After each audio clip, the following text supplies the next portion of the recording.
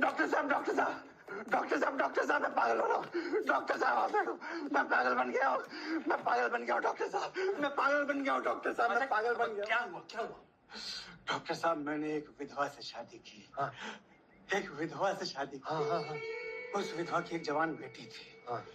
उस जवान बेटी के साथ मेरे बाप ने शादी कर ली डॉक्टर साहब। क्या? इस तरह मेरा बाप मेरा दामाद बन गया। क्या? और मेरी बेटी मेरी माँ बन गई।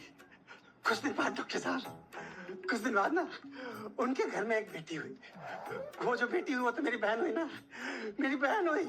क्या? वो बेटी मेरी बहन तो हुई, लेकिन उसकी नानी का मैं शौहर था, इसलिए वो मेरी नवासी नहीं हुई डॉक्टर साहब। क्या? आप समझ रहे हैं? और इस चक्कर में ना मेरा बेटा अपनी दादी का भाई बन गया डॉक्टर साहब। और मैं अपने बेटे का भांजा बन गया।